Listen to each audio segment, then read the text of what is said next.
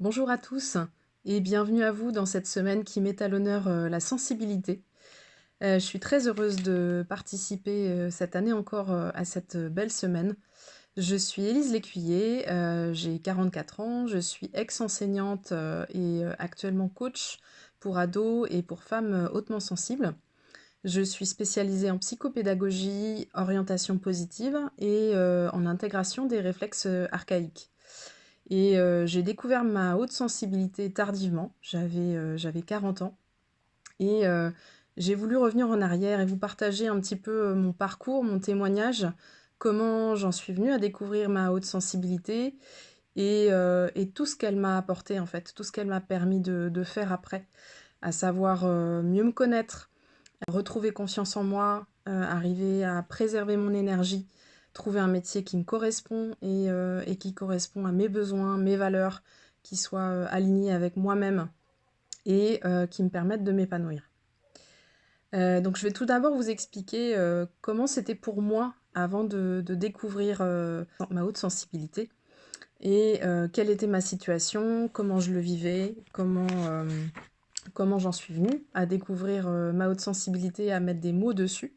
Et puis, par la suite, tout ce que ça m'a permis de faire, tout le cheminement que j'ai pu faire par rapport à la connaissance de moi, à l'évaluation de mes besoins. Et je finirai aussi par un petit message que je veux vous faire passer. Alors, je vais commencer par vous expliquer un petit peu comment était ma situation avant de découvrir ma haute sensibilité. Peut-être que ça vous parlera. Je pense notamment aux enseignantes ou aux enseignants. Donc j'étais une enseignante très investie. Je ne comptais pas mes heures. Je passais beaucoup de temps à préparer, à m'investir dans mes séquences de cours. J'étais prof d'allemand, donc je m'investissais beaucoup dans les échanges et dans l'organisation. J'étais irritable avec mes proches, avec ma famille. Je réagissais très vite, très fort à tout ce qui se passait autour de moi et toutes les émotions, que ce soit en classe, que ce soit à côtoyer en salle des profs, mes collègues, que ce soit à la maison avec ma famille. J'étais souvent à me mettre en retrait en fait, à observer et j'osais pas toujours m'exprimer. Je me sentais en décalage, je me sentais bizarre, hein, je me rendais bien compte que, j'avais pas les mêmes besoins que les autres, j'avais pas la même vision, des élèves, notamment vis-à-vis des autres enseignants. J'étais plutôt dans l'empathie, j'étais plutôt, à vouloir tout faire pour les mettre en valeur, pour, les valoriser, pour, les aider à mieux se comprendre, à mieux savoir comment ils fonctionnaient et à les aider à réussir, en fait. Et de l'autre côté, j'avais l'impression, d'être un petit peu toute seule, dans cette démarche-là, dans cette vision-là. J'avais souvent besoin de calme, besoin de sens, besoin de m'isoler.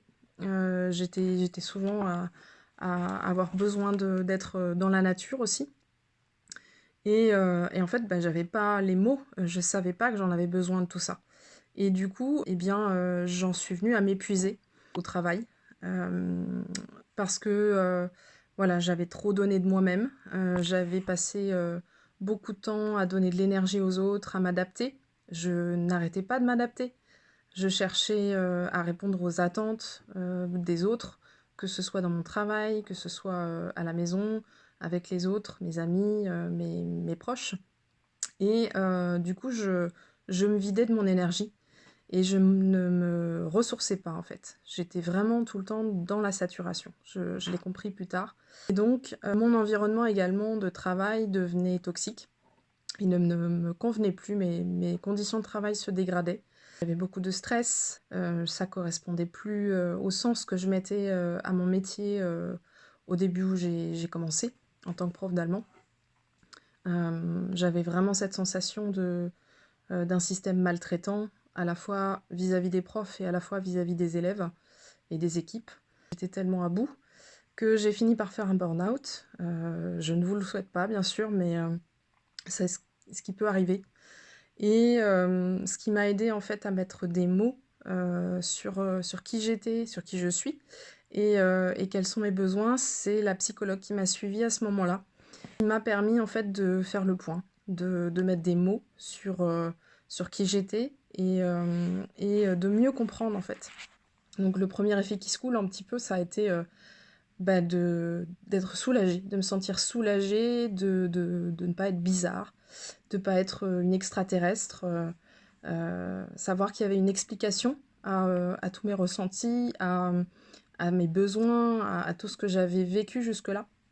Ça m'a obligée quelque part à refaire le point sur tout mon parcours de vie, en fait, que ce soit l'enfance, l'adolescence, le début de ma carrière, etc.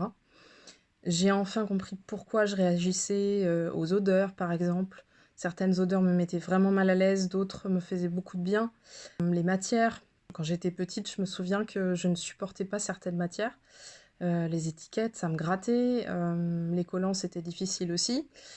Ça m'a permis aussi de mettre du sens sur mes besoins, justement. De quoi j'avais besoin au quotidien, notamment de calme, de pouvoir m'isoler quand j'en ai besoin, de nature, et puis de tout ce qui va être sensoriel, apaisant.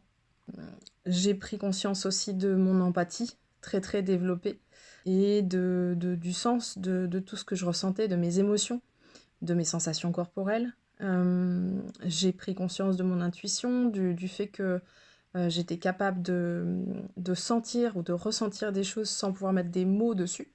Mais je savais certaines choses et je prenais conscience de certaines choses avant les autres. J'étais aussi très sensible aux détails subtils, aux petits... Je remarquais des choses que les autres ne remarquaient pas dans mon environnement ou chez les autres. Et puis j'avais tendance aussi à avoir beaucoup de pensées, à ruminer après ma journée, à repenser à tout ce que j'avais dit aux autres, à tout ce qui s'était passé dans la journée. Et puis au final, tout ça, eh bien, ça m'a permis de m'accepter, de mieux m'aimer, entre guillemets, et puis de cesser de vouloir m'adapter aux autres constamment. Ça m'a permis de m'ancrer en fait, hein. Et donc voilà, une meilleure connaissance de moi. Ça m'a permis de lister tous mes points forts, en fait, de prendre conscience de mes qualités, mes compétences, alors liées ou non à ma haute sensibilité, mais forcément dans mes qualités, il y a de l'écoute, de l'empathie, du calme, ce besoin de sens aussi, la créativité. Voilà, j'ai vraiment pu lister tout ça et prendre conscience de tout ça, mettre des mots sur tout ça. J'ai pu aussi identifier ce qui me convenait ou ce qui ne me convenait plus dans mon environnement de travail, dans mes conditions de travail, dans mon entourage. Et j'ai pu également trouver peu à peu une activité professionnelle qui me convienne, qui me permette d'utiliser à la fois mes compétences pédagogiques d'enseignante et puis d'utiliser aussi mes qualités liées à ma haute sensibilité, dont je parlais juste avant, et puis de trouver un environnement et des conditions de travail qui me permettent de bien le vivre, de ne pas être dans la saturation, de ne pas être dans le fait d'être submergé tout le temps, de pouvoir prendre des pauses, d'aller à mon rythme en fait. Parce que dans mon activité professionnelle d'avant, j'avais un rythme effréné et ça ne me convenait plus du tout. Le fait de découvrir ma haute sensibilité, ça m'a donné le courage en fait d'oser quitter l'éducation nationale. C'était quand même une situation financière qui était stable pour moi, mais d'un autre côté, c'était un métier qui ne me convenait plus, en tout cas des conditions de travail qui ne me convenaient plus. Et je savais que c'était vital pour moi de partir en fait, de changer. J'ai pris conscience de tout ça grâce à cette psychologue qui m'a aidée à refaire le point sur tout ça. Ça m'a aussi permis d'entamer une formation qui correspondait donc au métier que j'exerce actuellement. Ça m'a redonné confiance en moi parce que lister toutes mes qualités, toutes mes compétences, de prendre conscience de qui je suis, d'ouvrir les yeux sur le côté positif de ma sensibilité, et bien ça m'a permis de changer de vision par rapport à moi-même. Je me suis enfin sentie capable de faire des choses et non plus dans le toujours faire des efforts pour faire toujours plus. Non, j'ai trouvé une activité qui me permettait d'utiliser de manière fluide mes compétences, mes qualités. Ça m'a aidé aussi à me respecter, à respecter mon rythme, mes besoins, à prendre soin de moi et de mon énergie. Et ça, je le faisais pas du tout avant. M'écouter. En fait, c'est un petit peu comme si ma sensibilité élevée, ça avait été comme une force, un potentiel qui était resté enfoui pendant longtemps et qui a rejailli en fait, qui m'a ouvert les yeux et qui s'est vraiment révélé à moi suite à cette découverte. Et ça m'a énormément aidée. Je vais finir par ce petit message que je voulais vous partager. Autant aux profs qui s'investissent beaucoup dans leur travail, qui font beaucoup pour les autres et qui s'en oublient, aux femmes qui se cherchent, qui se sentent épuisées, qui ont toujours su au fond d'elles-mêmes qu'elles étaient différentes, sans savoir pourquoi, sans poser des mots dessus. Je pense aussi aux ados qui traversent des émotions intenses et qui ont à cœur d'aider les autres, qui se sentent souvent en décalage par rapport aux autres, qui ont cette vision empathique du monde des autres. J'ai envie de vous dire à tous, n'ayez pas peur de votre sensibilité élevée, cette part de vous. C'est en apprenant à la connaître, à mieux la comprendre, à l'écouter, que vous pourrez mieux vous connaître, vous pourrez mieux vous comprendre et poser des mots sur ce dont vous avez besoin. Notamment faire le point sur qu'est-ce qui vous ressource, qu'est-ce qui vous remonte en énergie, qu'est-ce qui vous épuise, pour arriver à trouver un équilibre. Ça vous permettra aussi de savoir concrètement quel type d'environnement, de conditions vous correspondent ou pas. Je pense aux ados, mettre des mots sur le fait qu'on est gêné dans un environnement bruyant et qu'on a besoin d'une pause au niveau sensoriel, au niveau sonore par exemple, ça peut aider à savoir quoi faire, à quel moment. Ça vous aidera aussi à arrêter de vous adapter en fait, parce que vous êtes tout le temps en train de vous adapter aux autres et vous ne pensez pas à vous. Ça vous permettra de mettre des mots sur tout ce qui a du sens pour vous. Ça vous permettra de choisir un métier et des conditions de travail qui vous correspondent, quitte à inventer un nouveau métier. Ça vous permettra de vous épanouir en agissant selon vos valeurs et selon votre cœur, et pas uniquement selon votre cerveau ou votre mental. Voilà, j'arrive à la fin de mon témoignage. J'espère sincèrement qu'il vous aura aidé et qu'il vous incitera à explorer votre sensibilité en profondeur.